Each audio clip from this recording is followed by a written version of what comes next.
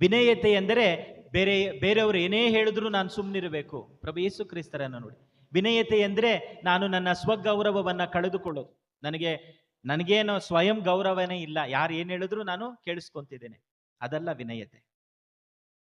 ಯೇಸು ಸ್ವಾಮಿ ರೀತಿ ನಮಗೆ ನಮ್ಮ ಸ್ವಯಂ ಗೌರವತೆಯನ್ನ ಕಳಿಸಿಕೊಳ್ಳುವುದು ಬೇರೆ ಯಾರೂ ಇಲ್ಲ.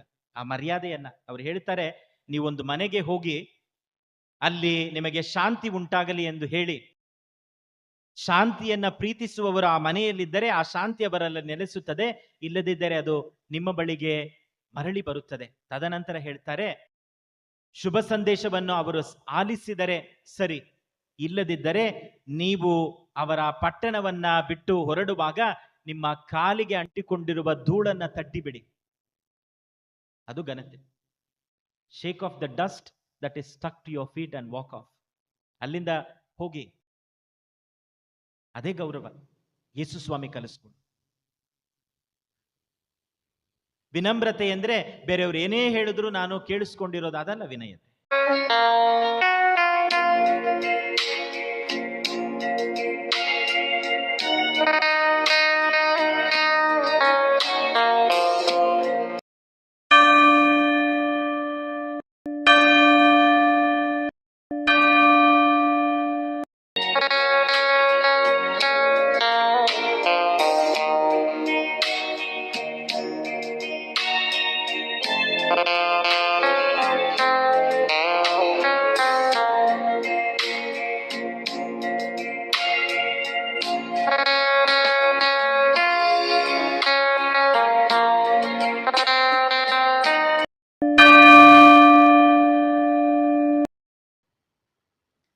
ಪಿತನ ಮತ್ತು ಸುತನ ಮತ್ತು ಪವಿತ್ರಾತ್ಮರ ನಾಮದಲ್ಲಿ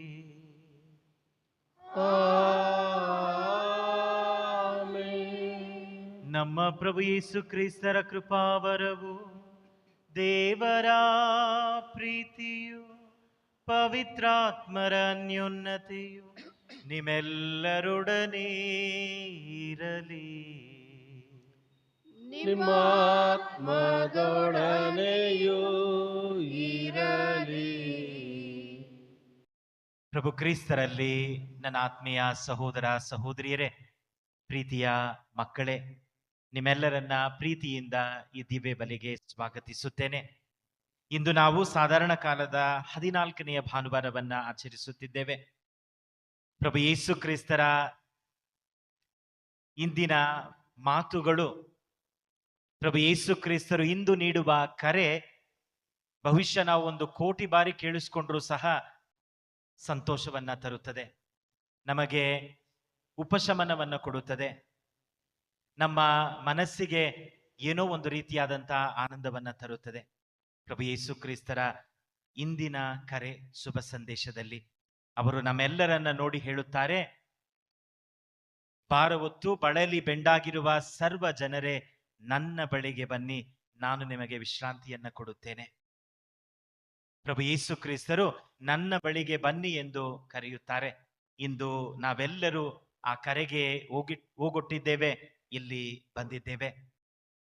ಈ ಬಲಿಯಲ್ಲಿ ಕೇವಲ ನಾವು ಅವರ ಸಾಂತ್ವನ ಮಾತ್ರವಲ್ಲ, ಅವರ ಉಪಶಮನವನ್ನ ಮಾತ್ರವಲ್ಲ, ಅವರನ್ನೇ ಸ್ವೀಕರಿಸಲಿದ್ದೇವೆ. ಅದಕ್ಕಿಂತ ದೊಡ್ಡ ಆಶೀರ್ವಾದವಿಲ್ಲ. ಆದ್ದರಿಂದ ಈ ಬಲಿಯ ಘನತೆ, ಈ ಬಲಿಯ ಆಳವನ್ನ ನಾವು ಅರ್ಥ ಮಾಡಿಕೊಂಡು ಈ ಬಲಿಯನ್ನ ಪ್ರಾರಂಭಿಸೋಣ. ಈ ಅರ್ಪಣೆಯನ್ನ ನಾವು ಯೋಗ್ಯ ವಿಧದಲ್ಲಿ ಅರ್ಪಿಸಲು ತಡೆಯಾಗುವ ಪಾಪಗಳಿಗಾಗಿ ಪಶ್ಚಾತ್ತಾಪ ಪಡೋಣ, ದೇವರಲ್ಲಿ ಕ್ಷಮೆಯನ್ನು ಯಾಚಿಸೋಣ.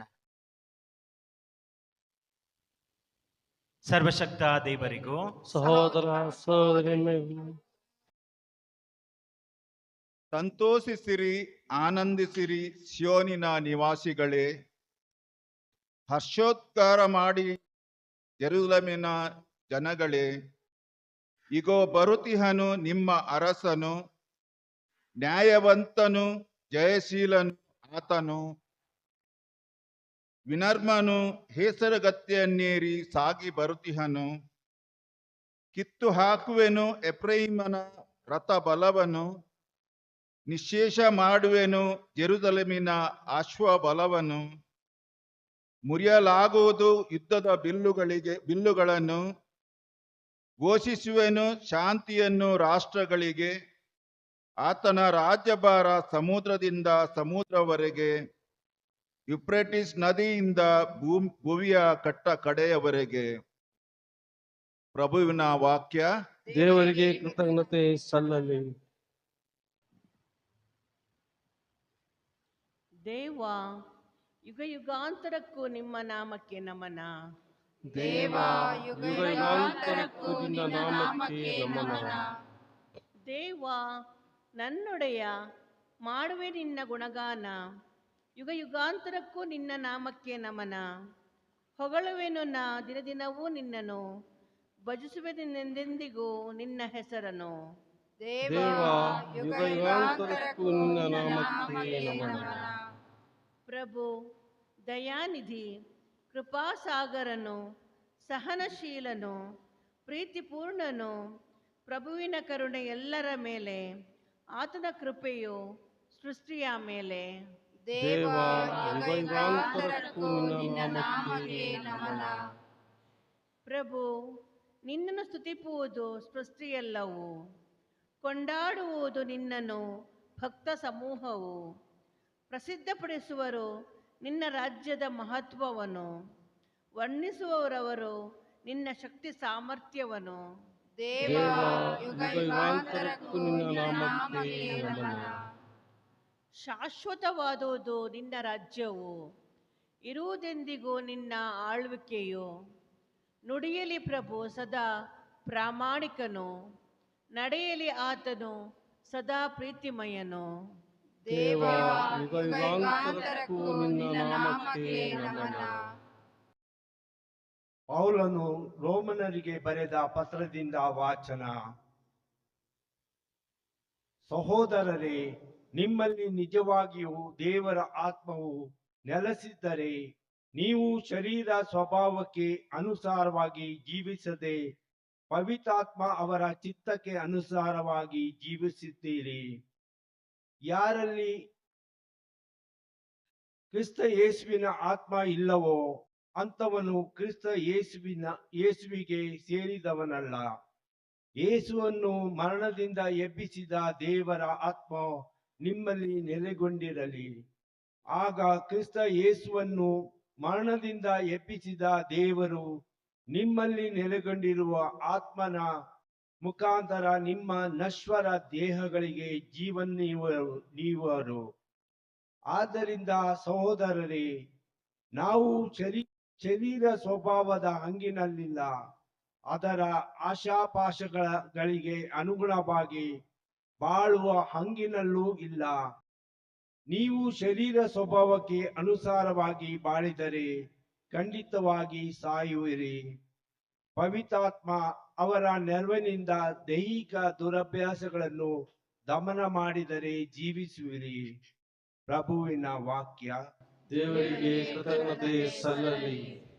Alleluia, Alleluia, Alleluia, Alleluia, Alleluia, Alleluia, Alleluia, ಅಲೆಲುಯ ಅಲೆಲುಯ. ಪಿತನೇ, ಭೂಪರಗಳ ಒಡೆಯನೇ, ಈ ವಿಷಯಗಳನ್ನು ಮಕ್ಕಳಂತವರಿಗೆ ಶ್ರುತಪಡಿಸಿದ್ದೀರಿ. ಇದಕ್ಕಾಗಿ ನಿಮ್ಮನ್ನು ವಂದಿಸುತ್ತೇನೆ. ಅಲೆಲುಯ. Alleluia, Alleluia, Alleluia, Alleluia.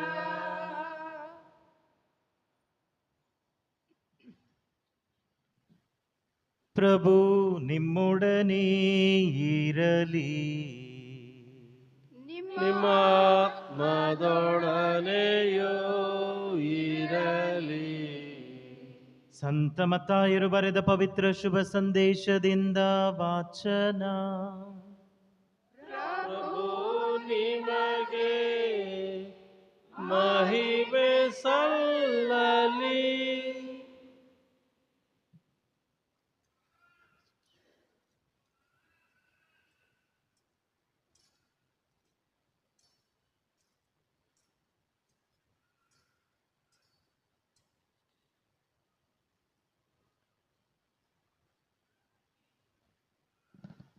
ಆ ಕಾಲದಲ್ಲಿ ಯೇಸು ಸ್ವಾಮಿ, ಪಿತನೇ, ಭೂಸ್ವರ್ಗದ ಒಡೆಯನೇ, ಜ್ಞಾನಿಗಳಿಗೂ ಮೇಧಾವಿಗಳಿಗೂ ಈ ವಿಷಯವನ್ನು ಮರೆಮಾಡಿ ಮಕ್ಕಳಂತವರಿಗೆ ನೀವು ಶ್ರುತಪಡಿಸಿದ್ದೀರಿ. ಇದಕ್ಕಾಗಿ ನಿಮ್ಮನ್ನು ವಂದಿಸುತ್ತೇನೆ.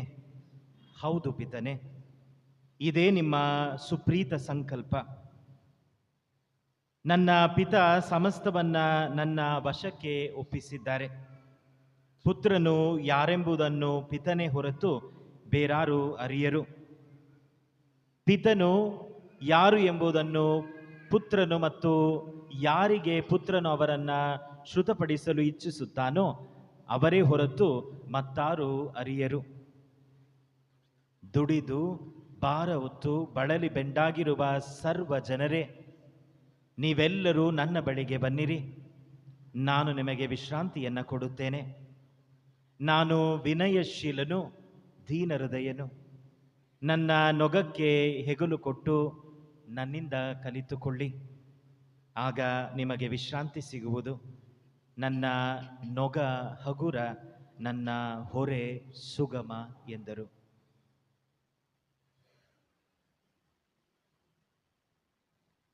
ಪ್ರಭು ಕ್ರಿಸ್ತರ ಶುಭ ಸಂದೇಶ. ಕ್ರಿಸ್ತರೇ ನಿಮಗೆ ಸ್ತುತಿ ಸಲ್ಲಲಿ. ಪ್ರಭು ಕ್ರಿಸ್ತರಲ್ಲಿ ನನ್ನಾತ್ಮೀಯ ಸಹೋದರ ಸಹೋದರಿಯರೇ, ಪ್ರೀತಿಯ ಮಕ್ಕಳೇ, ಇಂದಿನ ಮೊದಲನೆಯ ವಾಚನ ನಮ್ಮೆಲ್ಲರನ್ನ ಸಂತೋಷಿಸಲು, ಆನಂದಿಸಲು ಕರೆಯನ್ನ ನೀಡುತ್ತಿದೆ. ಏತಕ್ಕಾಗಿ ಎಂದರೆ ರಕ್ಷಕರು ಬರುತ್ತಿದ್ದಾರೆ. ಆ ವಿಜಯಶೀಲನು ಹೇಗೆ ಬರುತ್ತಿದ್ದಾನೆ ಎಂಬುದನ್ನ ಇಂದಿನ ಮೊದಲನೆಯ ವಾಚನ ನಮಗೆ ವಿವರಿಸುತ್ತದೆ. ಈಗೋ ಬರುತ್ತಿಹನು ನಿಮ್ಮ ಅರಸನು, ನ್ಯಾಯವಂತನು, ಜಯಶೀಲನು, ಆತನು ವಿನಮ್ರನು. ಇಂದಿನ ಮೊದಲನೆಯ ವಾಚನವನ್ನು ನಾವು ಓದುವಾಗ ಆ ಮೊದಲನೆಯ ವಾಚನ ನಮಗೆ ನೀಡುವ ಒಂದು ಸಂದೇಶವೆಂದರೆ ವಿನಯತೆ. ಈ ವಿನಯತೆಯಲ್ಲಿ ಶಕ್ತಿ ಇದೆ. Humility is strength. ವಿನಯತೆಯಲ್ಲಿ ಶಕ್ತಿ ಇದೆ. ನಾವು ಕೇಳ್ಬೋದು, ಹೇಗೆ ವಿನಯತೆ ಶಕ್ತಿಯಾಗಲು ಸಾಧ್ಯ? ಏಕೆಂದರೆ ನಾವು ವಾಸ್ತವ ಜಗತ್ತನ್ನ ನೋಡುವಾಗ ಯಾರು ಶಕ್ತಿವಂತರು, ಯಾರು ಬಹಳ ಗಟ್ಟಿಯಾಗಿ ಮಾತಾಡ್ತಾರೋ ಅವರು ಶಕ್ತಿವಂತರು. Who can speak louder, they are the powerful ones. ಯಾರ ಬಳಿ ದೊಡ್ಡ ಸೈನ್ಯವಿದೆ ಅವರು ಶಕ್ತಿವಂತರು. ಯಾರು ಇತರರ ಮೇಲೆ ಆಧಿಪತ್ಯವನ್ನ ಮಾಡುತ್ತಾರೆ ಅವರು ಶಕ್ತಿವಂತರು. ನಾವು ಎಲ್ಲೇ ನೋಡ್ಬೋದು, ನಮ್ಮ ಮನೆಗಳಲ್ಲಾಗಿರ್ಲಿ, ಹೊರಗಡೆ ಆಗಿರ್ಲಿ, ಯಾರು ಗಟ್ಟಿ ಮಾತಾಡ್ತಾರೆ ಅವ್ರು ಶಕ್ತಿವಂತರು. ನಾವು ಜಗತ್ತಿನಲ್ಲಿ ನೋಡ್ಬೇಕಾದ್ರೆ ಯಾರ ಹತ್ರ ದೊಡ್ಡ ಸೈನ್ಯ ಇದೆ, ಯಾರು ಇತರರ ಮೇಲೆ ದಬ್ಬಾಳಿಕೆ ಮಾಡಬಹುದು, ಇತರರ ಮೇಲೆ ಆಳ್ವಿಕೆಯನ್ನ ಮಾಡಬಹುದು, the ones who can dominate others R the powerful once. ಹಾಗೇನೆ ನಾವು ಜಗತ್ತನ್ನ ನೋಡ್ತೇವೆ, ಅದೇ ವಾಸ್ತವವಾಗಿದೆ, ಅದನ್ನೇ ನಾವು ಸಹ ನಂಬಿದ್ದೇವೆ. ಆದರೆ ಈ ನಂಬಿಕೆಯ ವಿರೋಧವಾಗಿ, ಈ ನಂಬಿಕೆಗೆ ತದ್ವಿರೋಧವಾಗಿ ಇಂದು ಜಕರಯನ ಈ ಪುಸ್ತಕ ನಮಗೆ ಈ ವಿಷಯವನ್ನ ಹೇಳುತ್ತದೆ. ನಿಮ್ಮ ಅರಸನು ಬರುತ್ತಿದ್ದಾನೆ, ಸಂತೋಷಿಸಿ ಆನಂದಿಸಿರಿ. ಆ ಅರಸನು ವಿನಯಶೀಲನಾಗಿದ್ದಾನೆ, ವಿನಮ್ರನಾಗಿದ್ದಾನೆ. ಹೇಗೆ ವಿನಯತೆಯಲ್ಲಿ ಶಕ್ತಿ ಇದೆ ಎಂಬುದನ್ನ ಇನ್ನೂ ಆಳವಾಗಿ ನಾವು ಧ್ಯಾನಿಸುವಾಗ, ಏಕೆಂದರೆ ಈ ಜಗತ್ತು ನಮಗೆ ಹೇಳುವ ಪಾಠ ಒಂದಾಗಿದೆ, ಇಂದು ದೇವರು ನೀಡುವ ಪಾಠ ಮತ್ತೊಂದಾಗಿದೆ. ಹಾಗಾದರೆ ಹೇಗೆ ನಾವು ಇದನ್ನ ಅರ್ಥ ಮಾಡಿಕೊಳ್ಳಬೇಕು? ಹೇಗೆ ವಿನಯತೆಯಲ್ಲಿ ಶಕ್ತಿ ಇದೆ ಎಂಬುದನ್ನ ದೇವರು ಸಾಬೀತುಪಡಿಸುತ್ತಾರೆ, ಪುನಃ ಪುನಃ ಸಾಬೀತುಪಡಿಸಿದ್ದಾರೆ. ಅದಕ್ಕೆ ಪ್ರಥಮ ಉದಾಹರಣೆಯೇ ಪ್ರಭು ಯೇಸು ಕ್ರಿಸ್ತರ ಶಿಲುಬೆ. ಸಂತ ಪೌಲರು ಆ ಶಿಲುಬೆ ಬಗ್ಗೆ ಮಾತನಾಡುವಾಗ ಹೇಳುತ್ತಾರೆ, ಯೇಸು ಸ್ವಾಮಿ ಎಷ್ಟರ ಮಟ್ಟಿಗೆ ತಮ್ಮನ್ನು ತಗ್ಗಿಸಿಕೊಂಡರೆಂದರೆ ಸಾವನ್ನ ಅವರು ಒಪ್ಪಿಕೊಳ್ಳುವ ತನಕ, ಅದು ಶಿಲುಬೆ ಸಾವನ್ನೇ ಅವರು ಸ್ವೀಕರಿಸುವ ತನಕ ತಮ್ಮನ್ನೇ ಅವರು ತಗ್ಗಿಸಿಕೊಂಡರು ಎಂದು. ಹೇಗೆ ಈ ವಿನಯತೆಯಲ್ಲಿ, ಈ ತಾಳ್ಮೆಯಲ್ಲಿ ಶಕ್ತಿ ಇದೆ. ಪ್ರಭು ಯೇಸು ಕ್ರಿಸ್ತರ ಮರಣವನ್ನ ನೋಡುವಾಗ ಆ ಸಮಯಕ್ಕೆ ಅದು ಸೋಲು, ನಾವೇನೇ ಹೇಳಬಹುದು. ಪ್ರಭು ಯೇಸು ಕ್ರಿಸ್ತರು ಅಂದು ಮರಣ ಹೊಂದುವಾಗ ಅದು ಅವರಿಗೆ ಸೋಲೆ. ಅಲ್ಲಿ ನೆರೆದಿರುವ ಆ ಯಹೂದ್ಯರಿಗೆ, ಧರ್ಮಶಾಸ್ತ್ರಿಗಳಿಗೆ, ಫರಿಸಾಯರಿಗೆ, ಸದ್ದುಕಾಯರಿಗೆ ಅದು ಅಂದು ಜಯವೇ. ರೋಮ್ ನಗರದ ಆ ಚಕ್ರವರ್ತಿಗೆ, ಯೇಸು ಸ್ವಾಮಿಗೆ ದಂಡನೆಯನ್ನ ನೀಡಿದ ರಾಜ್ಯಪಾಲರಿಗೆ, ಇವರೆಲ್ಲರಿಗೂ ಒಂದು ರೀತಿಯಾದಂತಹ ವಿಜಯವೇ ಅದು. ಯೇಸು ಸ್ವಾಮಿ ಅಲ್ಲಿ ಕಲ್ವಾರಿ ಬೆಟ್ಟದಲ್ಲಿ ಅವರನ್ನ ನೋಡುವಾಗ ಅವರು ಸೋತವರಾಗಿಯೇ ಕಾಣುತ್ತಾರೆ. ನಾವು ಕಲ್ವಾರಿ ಬೆಟ್ಟವನ್ನ ಯಾವಾಗ ನೋಡಬೇಕು ಅಂತ ಹೇಳಿದ್ರೆ ಇವತ್ತು ನೋಡಬೇಕು.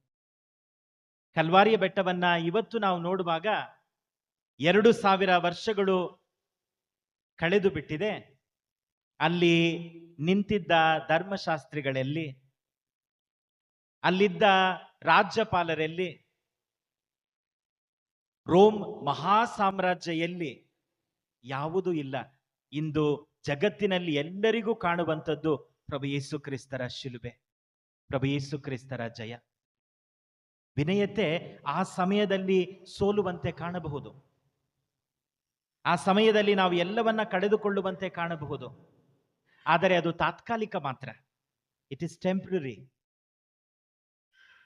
ಆದರೆ ಅನೇಕ ಬಾರಿ ಈ ತಾತ್ಕಾಲಿಕತೆ ನಮ್ಮ ಕಣ್ಣಿಗೆ ಕಾಣಿಸುತ್ತದೆ. ಶಾಶ್ವತವಾದ ವಿಜಯವನ್ನು ನಾವು ಮರೆತು ಬಿಡುತ್ತೇವೆ. ಇಂದು ಮೊದಲನೇ ವಾಚನದಲ್ಲಿ ಪ್ರವಾದಿ ಅದನ್ನೇ ಹೇಳುತ್ತಾರೆ. ಅವರು ವಿಜಯಶೀಲರು, ತಾತ್ಕಾಲಿಕವಾದ ಸಂತೋಷವಲ್ಲ, ಆ ಶಾಶ್ವತವಾದ ವಿಜಯವನ್ನ ದೇವರು ಕೊಡುತ್ತಾರೆ. ಪ್ರಭು ಯೇಸು ಕ್ರಿಸ್ತರ ವಿಜಯ ಶಾಶ್ವತವಾದದ್ದು. 2000 ವರ್ಷಗಳು ಕಳೆದು ಬಿಟ್ಟು ಅಲ್ಲಿ ನಿಂತ ಬೇರೆ ಯಾರೂ ಇಲ್ಲ. ಎಲ್ಲಿ? ರೋಮ್ ಚಕ್ರವರ್ತಿಗಳು. ರೋಮ್ ಸಾಮ್ರಾಜ್ಯವೇ ಇಲ್ಲ, ಚಕ್ರವರ್ತಿ ಇರೋದೇ. ಅಲ್ಲಿ ನಿಂತ ಸದುಕಾಯರು, ಫರಿಸಾಯರು ಪ್ರಭು ಯೇಸು ಕ್ರಿಸ್ತರಿಗೆ, ಪಿಲಾತನ ಹೆಸರನ್ನ ಇವತ್ತು ಸಹ ನಾವು ನೆನೆಸ್ಕೊಳ್ತೀವಿ ಅಂತ ಹೇಳಿದ್ರೆ ಯೇಸು ಸ್ವಾಮಿಯೊಂದಿಗೆ ಹೊಂದಿಕೊಂಡಿದ್ದಾನೆ ಎಂದು. We remember Pilate even to this day because is connected to Jesus. ಇಲ್ಲ ಅಂತ ಹೇಳಿದ್ರೆ ಪಿಲಾತನನ್ನ ನಾವ್ಯಾಕೆ ಜ್ಞಾಪಕಕ್ಕೆ ಇಟ್ಕೊಂಡಿರ್ತೇವೆ? ಎಲ್ಲರನ್ನ ಜಗತ್ತು ಮರೆತು ಬಿಟ್ಟಿತು. ಆ ಶಿಲುಬೆಯ ಮೇಲೆ ತೂಗಾಡಿದ ಪ್ರಭು ಯೇಸು ಕ್ರಿಸ್ತರು ಇಂದಿಗೂ ಸಹ ಜಗತ್ತನ್ನ ಆಳುತ್ತಿರುವವರು ಅವರೇ. ಅವರ ಸಾಮ್ರಾಜ್ಯಕ್ಕೆ ಕೊನೆಯೇ ಇರದು. ವಿನಯತೆ ಆ ಸಮಯದಲ್ಲಿ ಸೋಲುವಂತೆ ಕಂಡರೂ ಶಾಶ್ವತವಾದ ಜಯವನ್ನ ದೇವರು ವಿನಯತೆಯಲ್ಲಿ ಇಟ್ಟಿದ್ದಾರೆ. ಶಿಲುಬೆಯ ಅದಕ್ಕೆ ಮೊದಲ ಉದಾಹರಣೆ. ಎರಡನೆಯದಾಗಿ ದಾವಿದ ಮತ್ತು ಗೋಲಿಯಾತ್. ದಾವಿದ ಬಹಳ ಚಿಕ್ಕವನು. ಯಾಕಂದ್ರೆ ಜಗತ್ತು ನಮಗೆ ಹೇಳ್ಕೊಡೋದೇನು?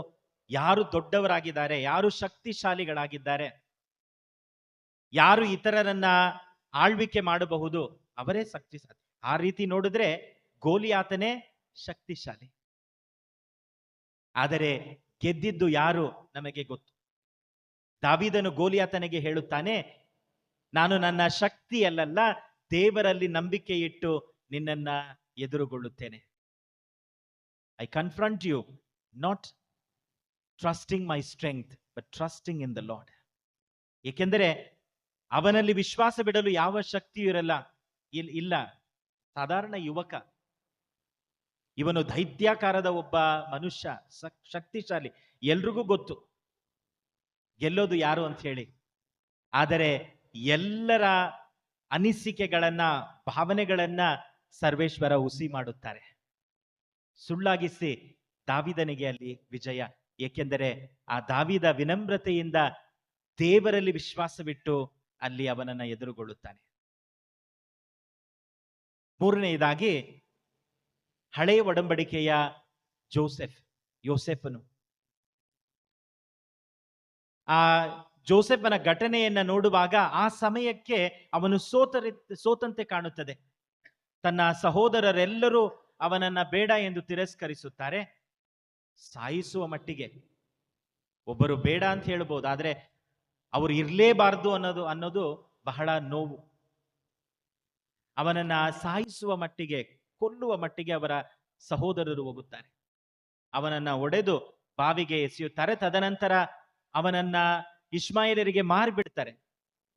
ಈ ಎಲ್ಲವನ್ನ ನೋಡುವಾಗ ಹಳೆಯ ಒಡಂಬಡಿಕೆಯ ಜೋಸೆಫನು ಸೋತಂತೆ ಕಾಣುತ್ತಾನೆ. ಎಲ್ಲಿ ವಿಜಯವಿದೆ?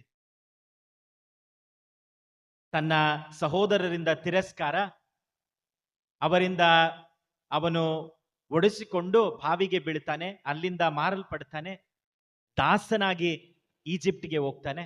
ಇದರಲ್ಲಿ ಎಲ್ಲಿದೆ ವಿಜಯ? ಆದರೆ ತದನಂತರ ಆಗೋದು, ಜೋಸೆಫನ ವಿಶ್ವಾಸ ಸರ್ವೇಶ್ವರನಲ್ಲಿ, ಆ ವಿಶ್ವಾಸ ಆ ಈಜಿಪ್ಟ್ ರಾಜ್ಯಕ್ಕೆ, ಆ ಸಾಮ್ರಾಜ್ಯಕ್ಕೆ ಇವನು ರಾಜಪಾಲನಾಗುತ್ತಾನೆ. ತನ್ನ ಸಹೋದರರನ್ನ ಎದುರುಗೊಳ್ಳುತ್ತಾನೆ. ವಿನಮ್ರತೆ ನಮಗೆ ಕಲಿಸಿಕೊಡುವುದು ಹೇಗಾದ್ರೂ ಮಾಡಿ ನಾನು ನಿನಗೆ ಮೊಯ್ ತೀರಿಸ್ಕೊಳ್ತೀನಿ ಅನ್ನೋದಲ್ಲ. ಎಲ್ಲಿ ವಿನಮ್ರತೆ ಇದೆ ಎಂದರೆ, ತನ್ನ ಸಹೋದರರನ್ನ ಮತ್ತೆ ಭೇಟಿ ಮಾಡುವಾಗ ಜೋಸೆಫನು ಅಳುತ್ತಾನೆ, ನಾನು ನಿಮ್ಮ ಸಹೋದರ, ಅವರಿಗೆ ಸಹಾಯವನ್ನು ಮಾಡುತ್ತಾನೆ. ಅದೇ ವಿನಮ್ರತೆ, ಅದರಲ್ಲಿದೆ ಜಯ.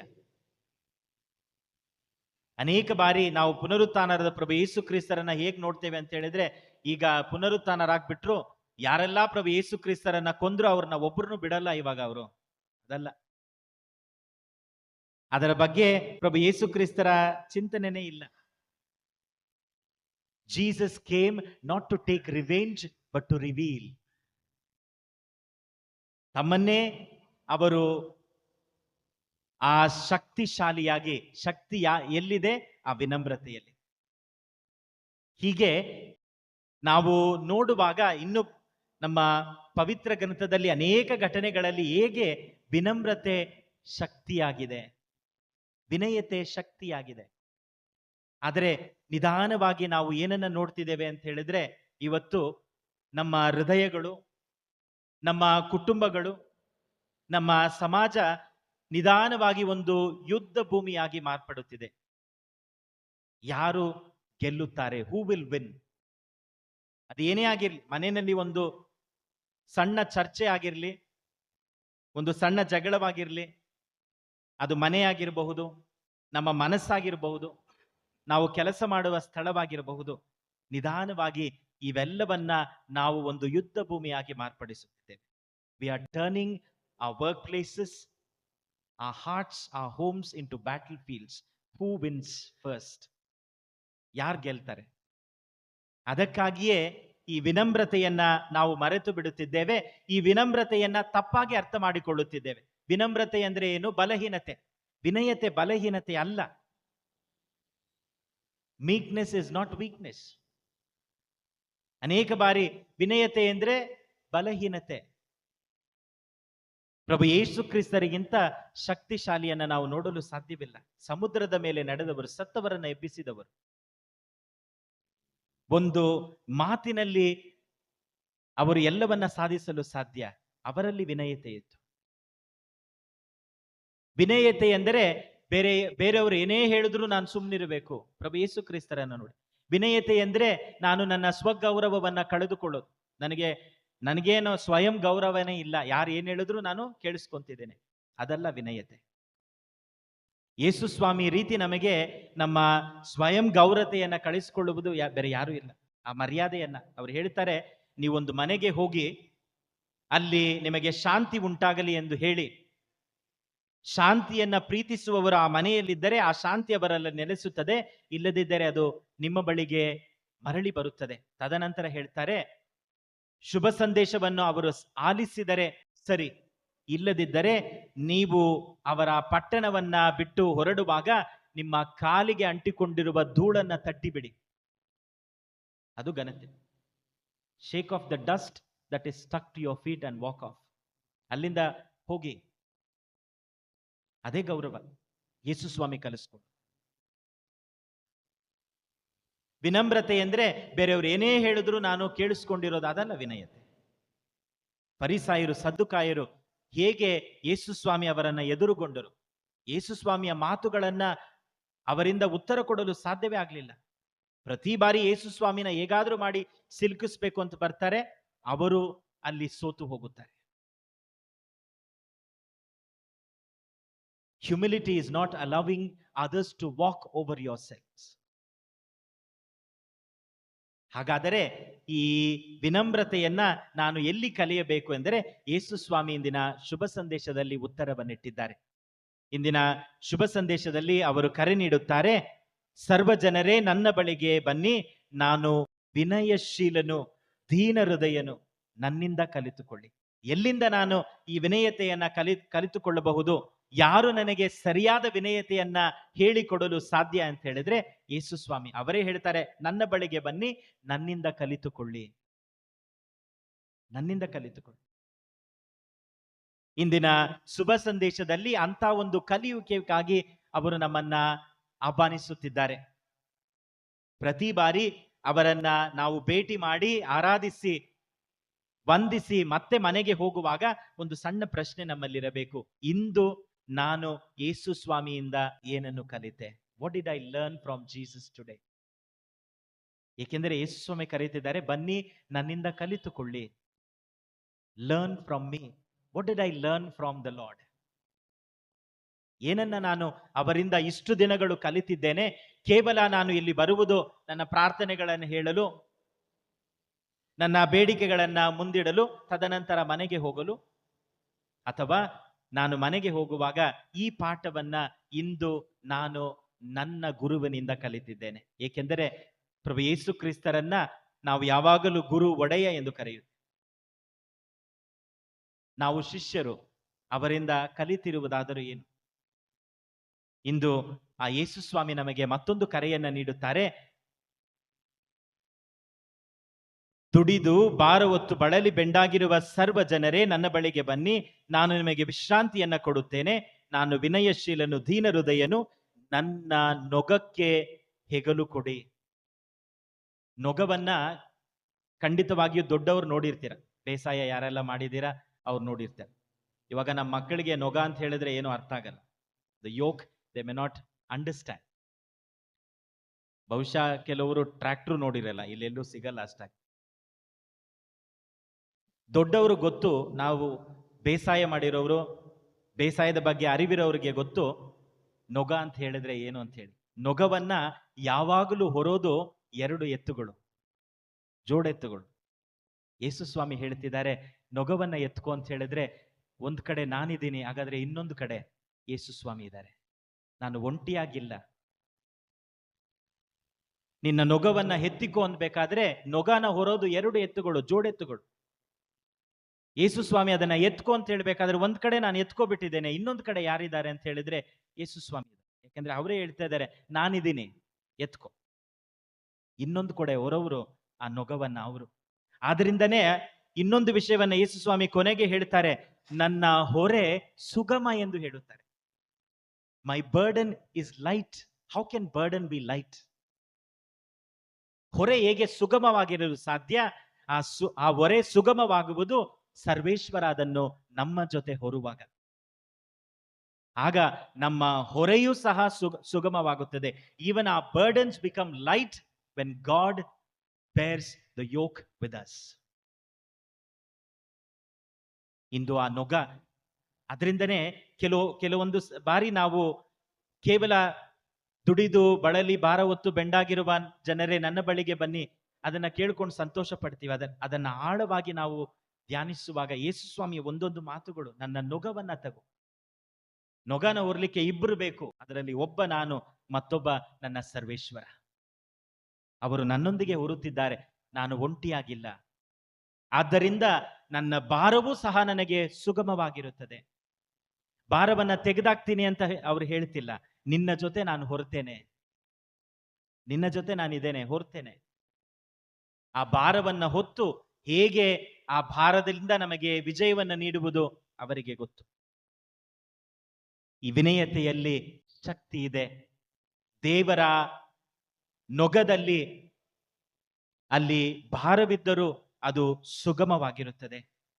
ಆದ್ದರಿಂದ ಇಂದು ವಿಶ್ವಾಸದೊಂದಿಗೆ ಪ್ರಭು ಯೇಸು ಕ್ರಿಸ್ತರ ಈ ಬಲಿಯನ್ನು ಅರ್ಪಿಸುವಾಗ ನನ್ನ ನೊಗವನ್ನ ನಾನು ಒಂಟಿಯಾಗಿ ಹೊರುತ್ತಿಲ್ಲ, ನನ್ನೊಂದಿಗೆ ಯೇಸು ಸ್ವಾಮಿ ಇದ್ದಾರೆ. ನನ್ನ ವಿನೇಯತೆ ಖಂಡಿತವಾಗಿಯೂ ನನಗೆ ಶಾಶ್ವತವಾದ ಜಯವನ್ನ ಕೊಡುತ್ತದೆ ಎಂಬ ವಿಶ್ವಾಸದೊಂದಿಗೆ ಈ ಬಲಿಯನ್ನು ನಾವು ಅರ್ಪಿಸೋಣ.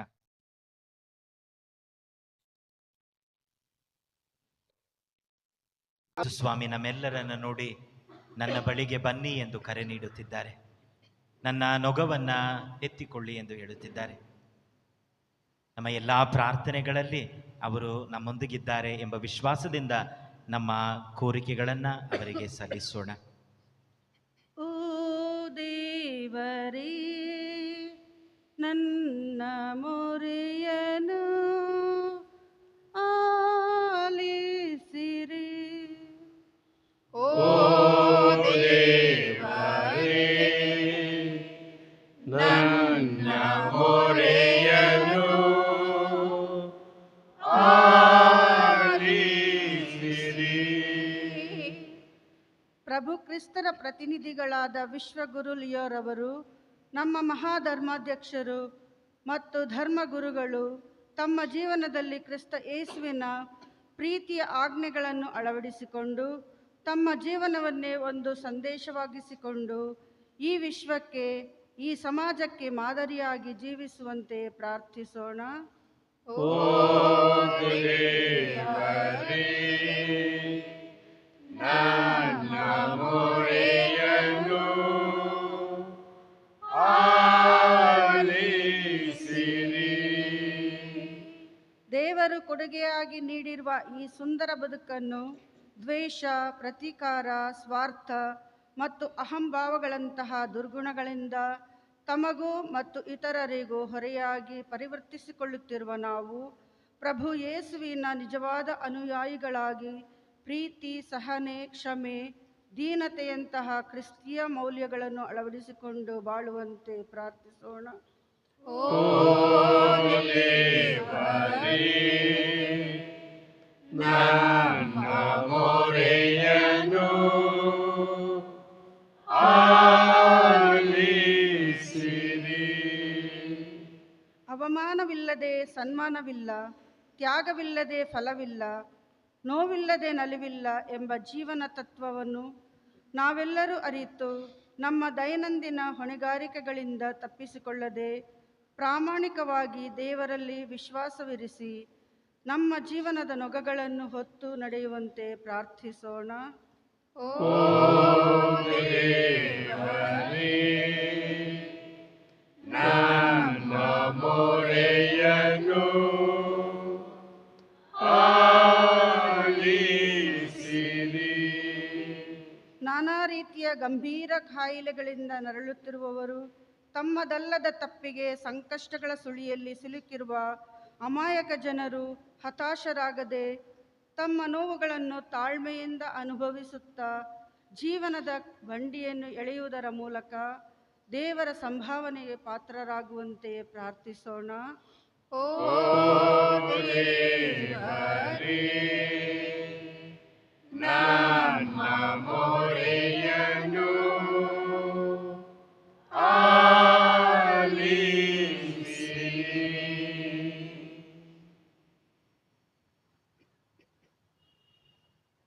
ನಮ್ಮ ವೈಯಕ್ತಿಕ ಕೋರಿಕೆಗಳಿಗಾಗಿ ಪ್ರಾರ್ಥಿಸೋಣ. ನಮ್ಮ ಕುಟುಂಬಗಳಿಗಾಗಿ, ಕುಟುಂಬದ ಪ್ರತಿಯೊಬ್ಬರಿಗಾಗಿ ಪ್ರಾರ್ಥಿಸೋಣ.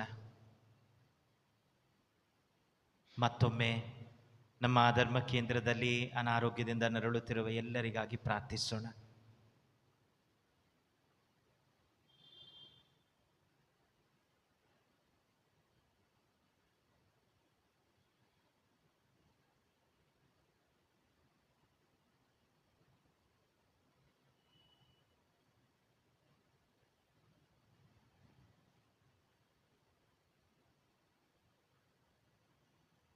ನಮ್ಮಲ್ಲಿ ಅನೇಕರು ನಮ್ಮ ಪ್ರಾರ್ಥನೆಗಳಿಗಾಗಿ ಕೇಳಿಕೊಂಡಿದ್ದಾರೆ.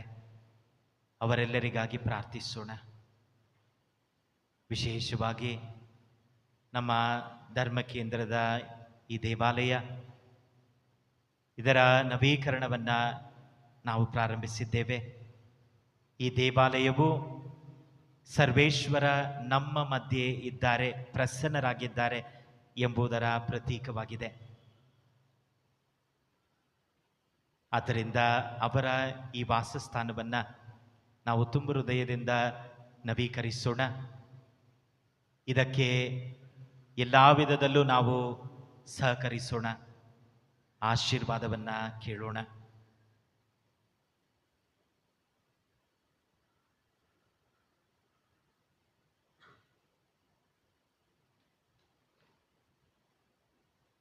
ಸರ್ವಶಕ್ತ ಸದಾ ಜೀವಿಸುವ ದೇವರೇ, ನಿಮ್ಮ ಏಕೈಕ ಪುತ್ರ ನಮ್ಮನ್ನ ಅವರ ಬಳಿ ಕರೆಯುತ್ತಿದ್ದಾರೆ.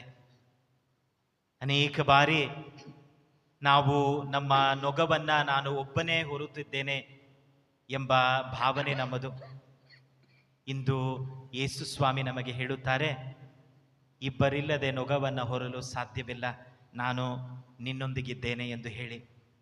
ಜೀವನದ ಎಲ್ಲ ಸನ್ನಿವೇಶಗಳಲ್ಲಿ ಅವರ ಪ್ರಸನ್ನತೆಯನ್ನು ಅರಿತುಕೊಳ್ಳುವಂತೆ, ಅದಕ್ಕೆ ಸಾಕ್ಷಿಯಾಗಿರುವಂತೆ ಕರುಣಿಸಿರಿ.